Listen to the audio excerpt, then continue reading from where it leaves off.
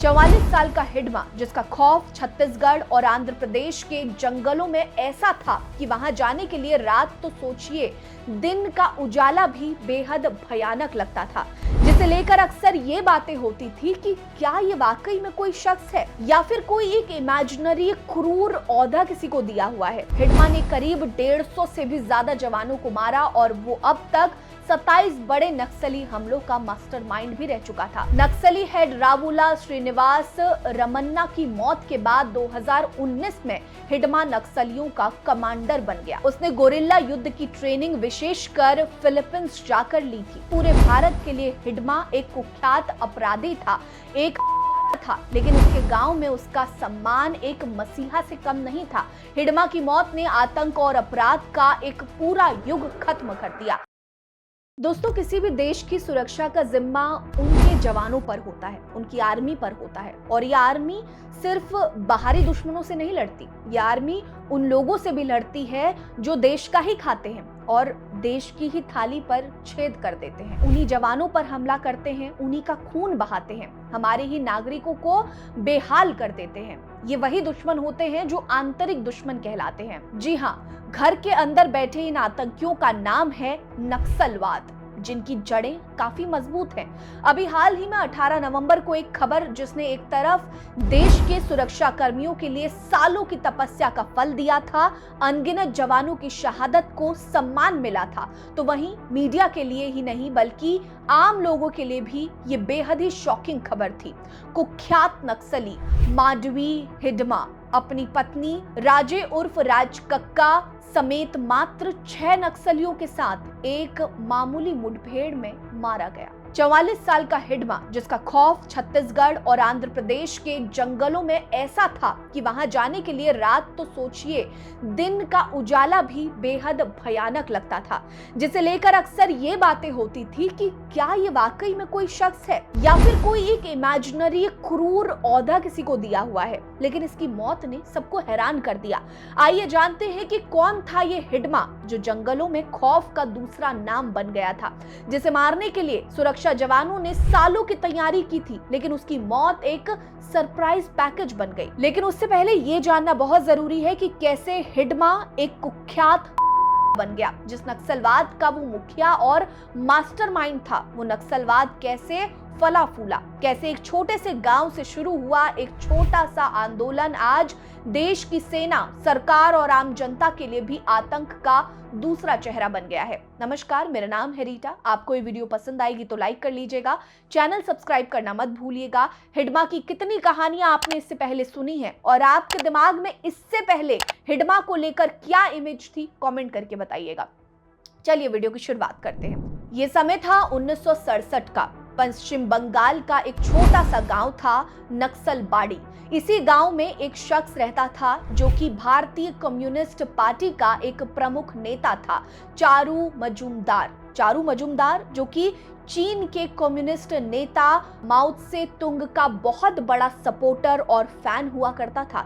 चारू मजूमदार का मानना था कि भारतीय श्रमिकों एवं किसानों की जो भी दुर्दशा है वो असल में सरकारी भ्रष्ट तंत्र के कारण है। सरकारी नीतियां उच्च और कुलीन वर्ग को आगे बढ़ावा देने के लिए गरीब पिछड़े किसानों के साथ दमनकारी नीतियां अपना रही है और इस दमन के खिलाफ लड़ने के लिए मजूमदार ने किसानों के हाथों से हल छोड़कर उनके हाथों में हथियार थमाने की प्लानिंग की।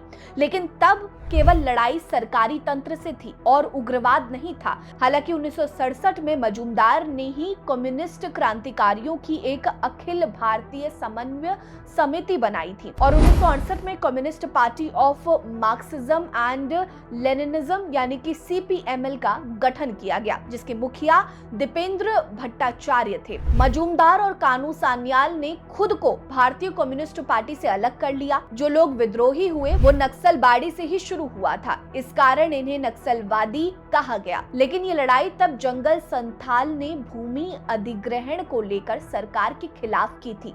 हालांकि 1971 में मजूमदार की कारावास में हुई मौत के कारण सत्यनारायण सिंह ने आंतरिक विद्रोह किया, जो कि हिंसक तरीका अपनाने लगे अपनी बात मनवाने के लिए। जंगली इलाकों में हथियार थाम कर करने लगे। धीरे धीरे नक्सलवाद बंगाल से निकलकर छत्तीसगढ़, मध्य प्रदेश, महाराष्ट्र, आंध्र प्रदेश, झारखंड में भी फैल गया। आज नक्सलवाद देश में एक नासूर की तरह हो चुका है, जिसका इलाज अब व्यापक रूप से शुरू हुआ है और केंद्र सरकार का एक ही टारगेट है कि मार्च 2026 तक देश को नक्सलवाद से मुक्त करके दम लेंगे। और इसी की साफ सफाई का सबूत है हिडमा और उसके साथियों का खात्मा। जानते हैं कैसे हुआ हिडमा का खात्मा? ये बहुत ही दिलचस्प कहानी है जिसके पीछे एक बहुत बड़ा रहस्य भी है।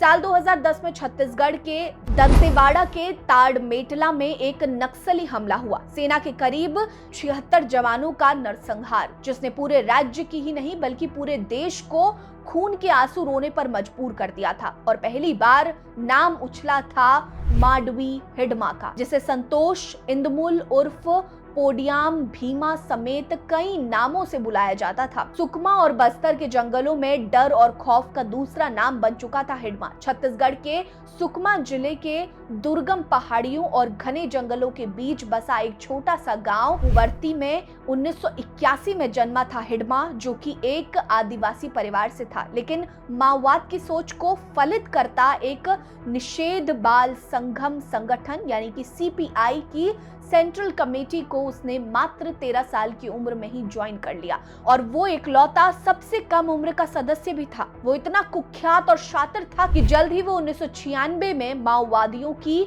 पीपल्स लिबरेशन गुरिल्ला आर्मी यानी कि पीजीएलए बटालियन 1 का प्रमुख बन गया।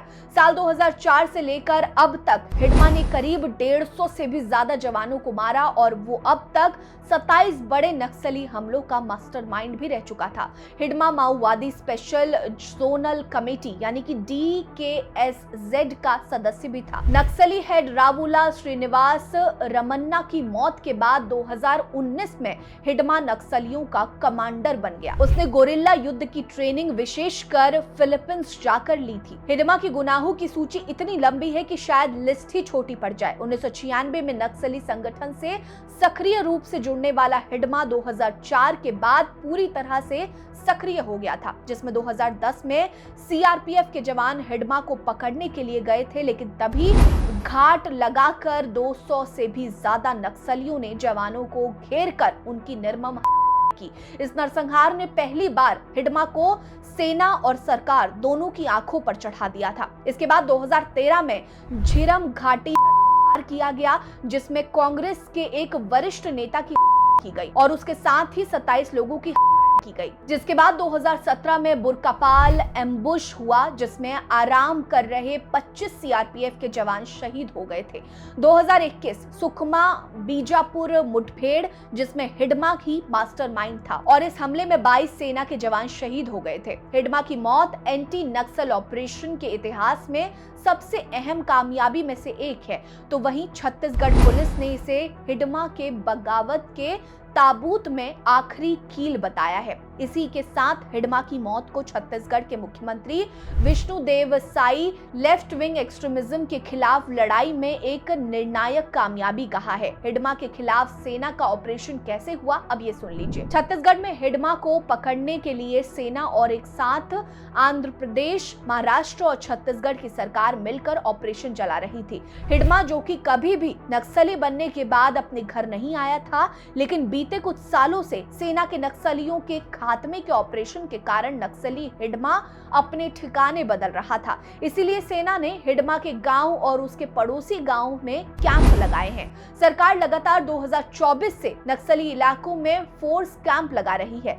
जिसमें सुकमा के मुलेर, टेक्कलगुड्डेम, परिया, पुवती, सलातोंग, लखापाल, पुलनपाड़ के साथ साथ दंतेवाड़ा के नरेली घाटी, कांकेर के पानी डोबरी, नारायणपुर के कस्तूर मेटा, इरगभट्टी, मसपुर, मोहंदी, बीजापुर के गुंडम, पुतकेल, छुटवही इलाके जहां नक्सली ज्यादा सक्रिय थे, वहां अब कैंप खुलने से नक्सली लगातार कमजोर पड़ रहे हैं और हिडमा फिर से नक्सलियों को मजबूत करने और एकजुट करने के लिए अपने ठिकानों को एक जगह से दूसरी जगह पर बदल रहा था। लेकिन पिछले कुछ महीनों से करेगुट्टा पहाड़ियों और उससे सटे छत्तीसगढ़ तेलंगाना इंटरस्टेट बॉर्डर पर हिडमा की ज्यादा गतिविधियों के होने की खुफिया जानकारी सेना को लग रही थी और सेना तभी से हिडमा के साथ साथ उसके आतंक को खत्म करने की तैयारी में लगी थी। ऐसा माना जा रहा है कि हिडमा इस इलाके में किसी बड़े हमले की तैयारी कर रहा था।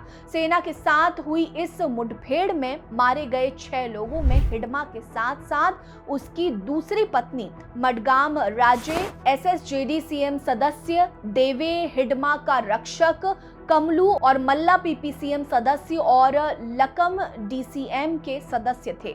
हिडमा केवल एक नाम नहीं था, वो एक ऐसी शख्सियत बन गया था जिसके नाम से ही खौफ जन्म लेता था। ऐसे में जरूरी था कि उसके आतंक को खत्म किया जाए और इसमें नाम सामने आया माओवादी नेता देवजी का। सूत्रों की माने तो देवजी ने ही हिडमा के मुखबिरी की थी और उसके आंध्र प्रदेश के एएसआर जिले के रामपचोदवरम उपमंडल के मारेदुमिल्ली के पास छिपे होने की जानकारी सुरक्षा कर्मचारियों तक पहुंचाई थी, जिसके बाद सुबह 6 बजे से 7 बजे के बीच सेना के जवानों और हिडमा के बीच मुठभेड़ हुई और जवानों ने हिडमा, उसकी पत्नी समेत 6 नक्सलियों को मार गिराया। इन लोगों के पास से 2 AK-47, एक रिवॉल्वर, एक पिस्तौल बरामद की गई थी। हिडमा की मौत के बाद दोनों के शवों को हिडमा के गांव में ही एक साथ अंतिम संस्कार किया गया। इस दौरान हिडमा के लिए पूरा गांव इकट्ठा था, जो बता रहा था कि भले ही पूरे भारत के लिए हिडमा एक कुख्यात अपराधी था, एक था, लेकिन उसके गांव में उसका सम्मान एक मसीहा से कम नहीं था। हिडमा की मौत ने आतंक और अपराध का एक पूरा युग खत्म कर दिया। ऐसा लगता है कि केंद्र राज्य की मिली जुली स्ट्रैटेजी से मार्च 2026 तक भारत पूरी तरह से नक्सल मुक्त हो जाएगा, जैसा कि केंद्र सरकार और राज्य सरकार ने मिलकर तय किया है। वेल, आपको इस पर क्या लगता है, कमेंट करके हमें जरूर बताइएगा और हिडमा पर आपकी क्या राय है ये भी बताइएगा। हमारे साथ बने रहिए। नमस्कार।